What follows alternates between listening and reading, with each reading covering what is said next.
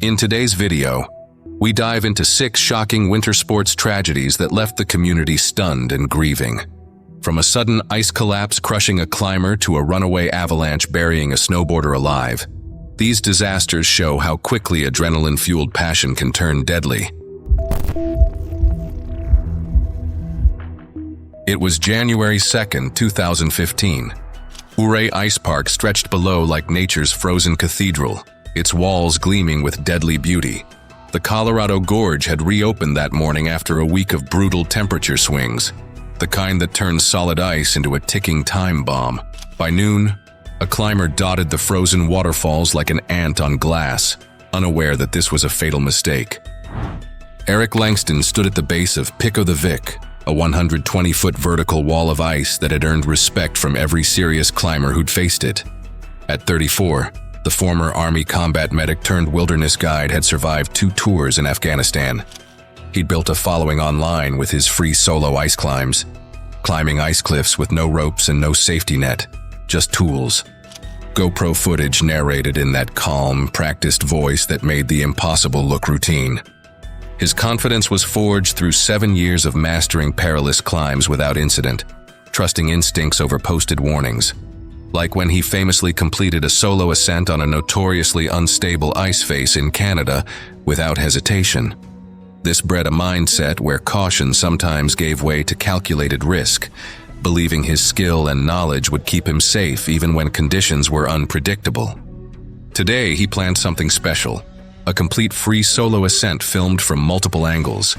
His friends Mike and Julian positioned their drones while a dozen spectators gathered on the steel footbridge from afar. The canyon air was a bit sharp and dry, but something felt wrong. Temperatures had bounced between the low teens and near freezing all week.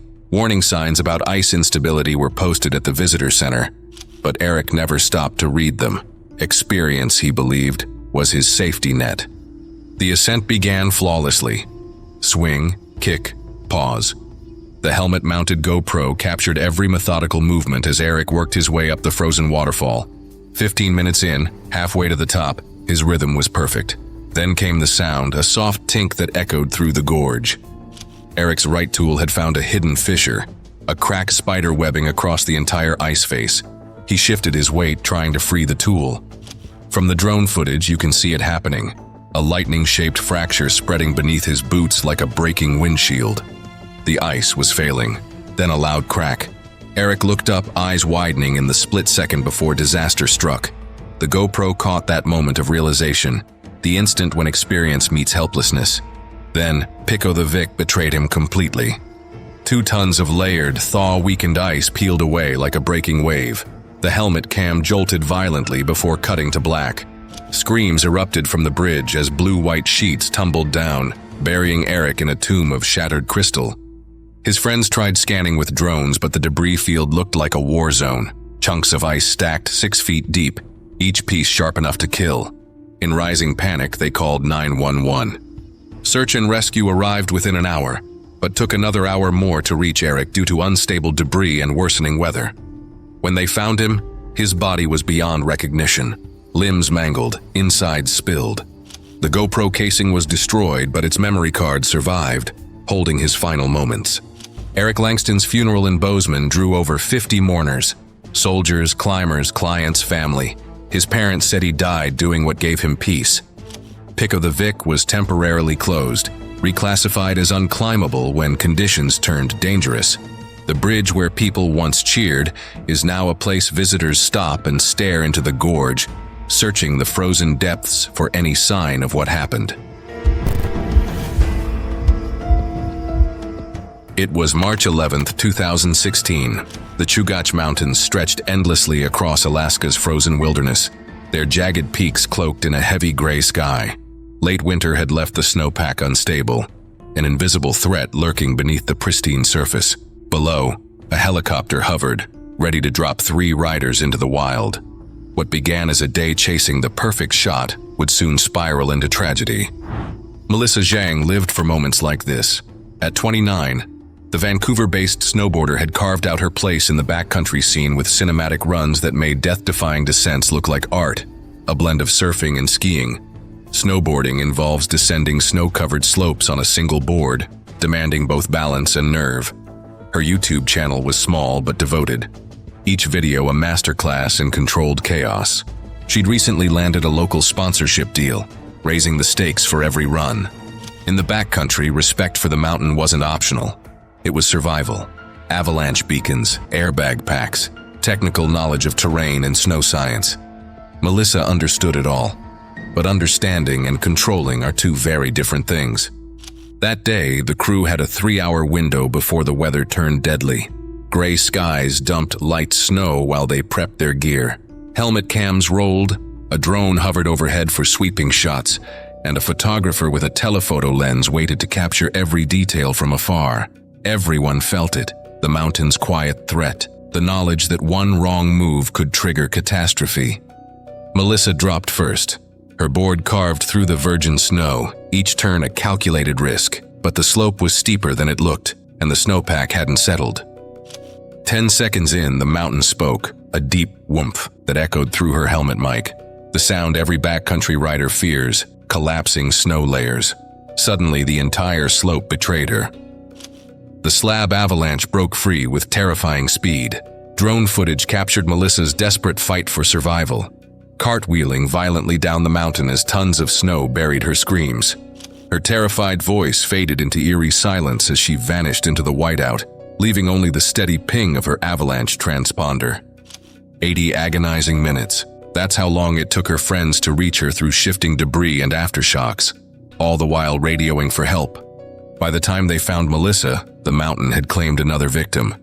Suffocation under dense snowpack, a death as brutal as it was preventable. And the same helicopter that had dropped them in responded through the radio, returning after 2 hours to extract her lifeless body. The aftermath shattered the tight-knit snowboarding community. Avalanche experts dissected every frame of footage, highlighting the underestimated risks that killed her. It became a case study in how experience can't always outpace unpredictable terrain.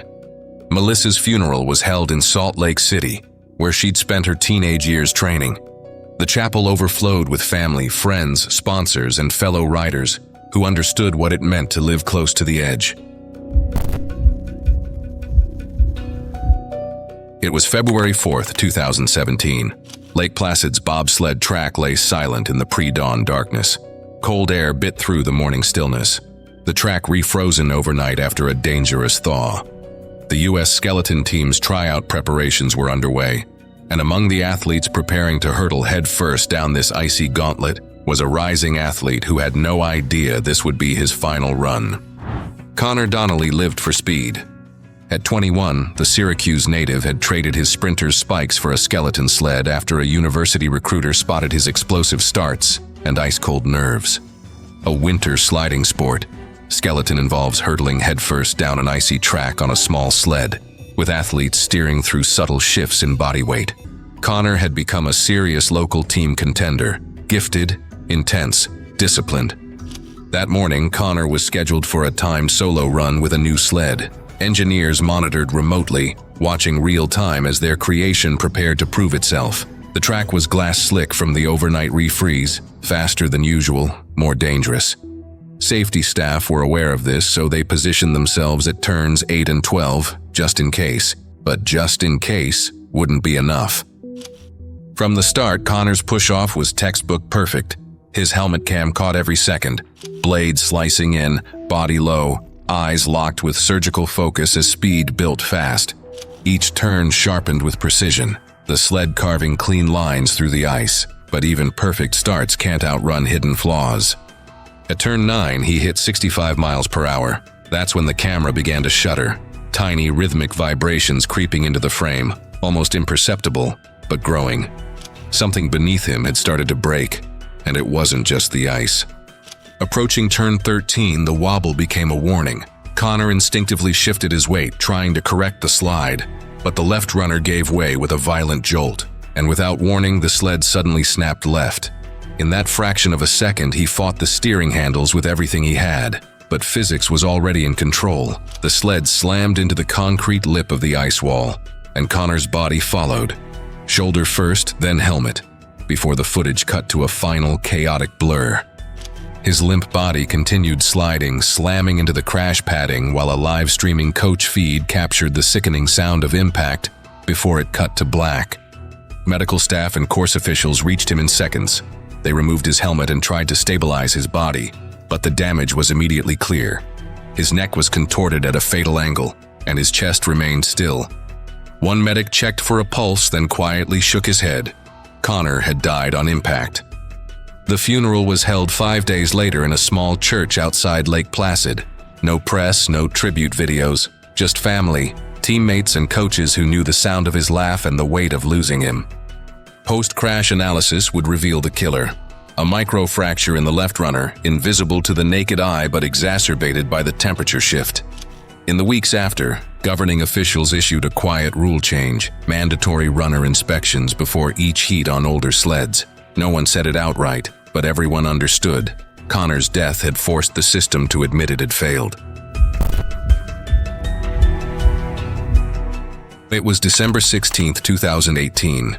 Dawn crept across Lac de Montrion, its pale light revealing a frozen surface that looked deceptively solid. The alpine lake had locked in ice just a week prior, but the previous night's warm spell had turned what seemed like safety into a hidden trap, and no one knew better. 3 young men arrived at the shoreline, cameras ready to capture what they believed would be the perfect speed skating footage, having no idea they were about to film a tragedy. Émile Rousseau lived for speed on ice. At 17, the French speed skater was already a high school junior champion. Speed skating involves racing around an oval track at high velocity using long blade skates designed for powerful, gliding strides. Growing up in the Alps with a ski patroller father and alpine medic mother, he understood mountain dangers better than most. When official rinks closed for the season, natural lakes like Montrion became his training ground. Émile possessed that deadly combination of skill and youth, enough knowledge to be confident, enough inexperience to be reckless. That morning, he'd convinced 2 friends to film his ice speed solo at sunrise. Multiple camera angles would capture every moment of his run across the frozen lake. The center looked solid, temperatures hovered just above freezing, dangerous territory where ice becomes brittle, unpredictable, lethal. They took warm-up laps, building confidence with each pass. As Émile's skates carved sharp lines across the surface, faint cracks occasionally echoed beneath him, subtle warnings that should have sent them home. His friends exchanged nervous glances, but Émile's calm demeanor was infectious. They were thinking he knew these conditions. He'd done this before. During one lap, a sharper crack split the morning silence. Émile slowed, scanning ahead, but saw nothing alarming. The ice looked clear, unmarked by obvious danger. Trusting his experience over nature's warnings, he pressed forward, eager to nail the perfect run. However, beneath the surface, invisible fractures spread like spider webs, weakening with every passing second. At full pace, 25 miles per hour of pure adrenaline, Émile hit the kill zone. The phone's microphone captured the sharp crack seconds before the ice exploded beneath him. The surface gave way instantly, swallowing him in freezing water. He clawed desperately at jagged edges, but his skates and heavy gear turned him into an anchor. The phone kept recording, frantic voices splashing water, then terrible silence. His friends screamed for help, but help was too far away and they couldn't get near him. One of his friends phoned Émile's father, who then arrived 2 hours later along with rescuers and a medical team, unaware of its futility. All they pulled out from the lake was Émile's lifeless body. His funeral in Annecy drew family, friends, and fellow skaters, mourning a life cut brutally short. Émile's father, a ski patroller, began advocating for stricter ice monitoring and better emergency protocols, while his mother, an alpine medic, pushed for enhanced on-site medical preparedness for winter sports incidents. Together, they worked with local authorities to implement mandatory safety signage and require skating permits on the lake. Their efforts helped improve safety measures, aiming to prevent future tragedies like Émile's. It was February 23, 2016. The sun had barely risen over the rugged peaks of the Caucasus Mountains. Gudari Ski Resort was quiet, with only a few early risers boarding the chairlift for the first runs. The cold air bit sharply, and skies were clear. What began as a routine morning at the resort would soon erupt into chaos and tragedy. Tomasz Krupa, 26, was a Polish tourist and part-time ski instructor traveling with his girlfriend. It was their final adventure before real life, planning to settle down and start a family soon after. Tomasz was cautious but spirited, excited to explore the slopes of Georgia's emerging ski destination. Despite his instructor background, this trip was more about freedom and memories than training.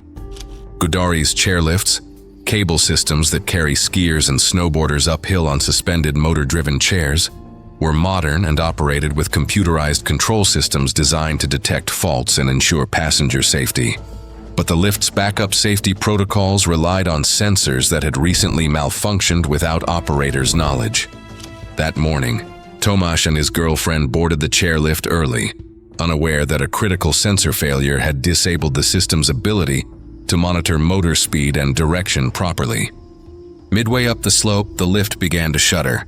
The control system misinterpreted conflicting signals from the faulty sensors, causing the motor controller to apply braking and acceleration commands erratically.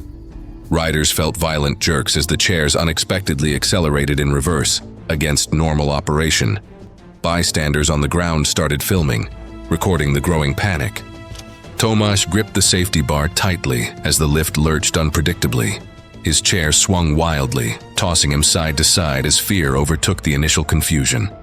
Around him, riders clung desperately, eyes wide with panic as the lift rapidly picked up speed backwards. Suddenly, dozens of riders were violently thrown from the chairs as the lift reached terminal velocity. Tomasz's chair was whipped around and collided with another, flipping upside down.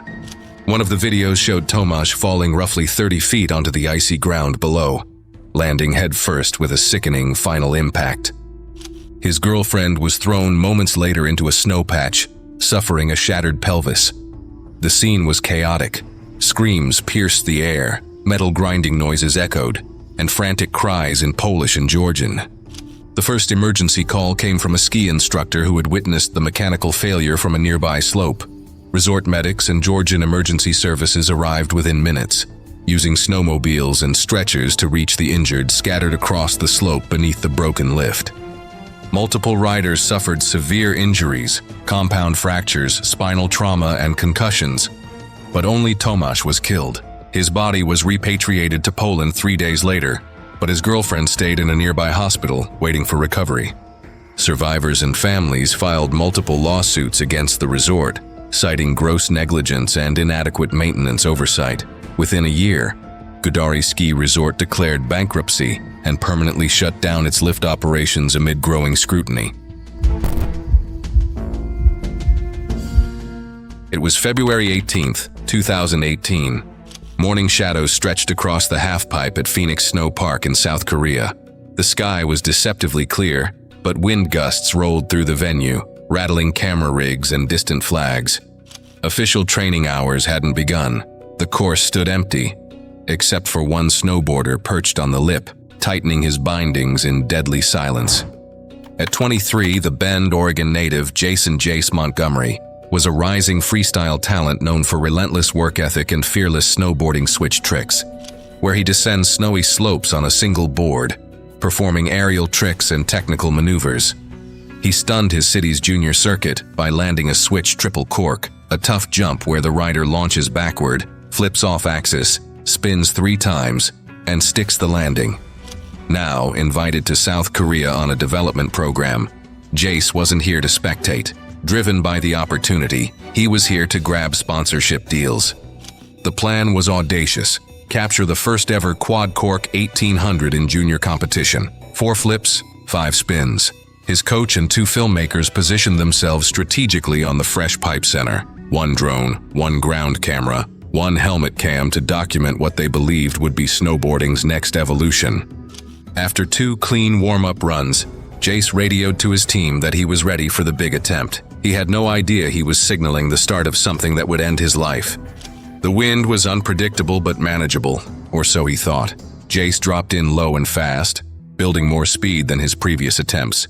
His edge work was textbook perfect as he carved up the transition, launching into the air with the confidence of someone who'd never failed. The drone followed him through the first flip, then the second. By the third, something shifted. His body tilted off axis, just slightly, Physics doesn't forgive small mistakes at high speeds. As he entered the fourth flip, the misalignment became catastrophic. 30 feet above the pipe, Jace lost control completely. He frantically tried to regain positioning, but he came down sideways like a broken doll, his spine twisting mid-air before his head hit the pipe wall first. The impact was instant and violent. His body folded unnaturally, then dropped limp into the snow. His coach's scream for medics echoed across the empty venue. They were on him in under 2 minutes, fighting death with everything they had: CPR, oxygen, defibrillator, 18 minutes of desperate battle against the inevitable. At 7:49 a.m., Jason Montgomery was declared dead on the snow, his dreams of making history buried with him. Officials seized all footage. None was ever released. Jace's death stunned the freestyle community. In Bend, mourners gathered at a local skate park, honoring a talent extinguished in its prime. U.S. snowboarding authorities responded with rotation caps for developmental athletes during unsanctioned practice, but the damage was done. Jace had died chasing perfection, pushing boundaries that pushed back harder. Thanks for watching. If you're drawn to real stories where thrill and routine collide with unexpected tragedy, click here to see more.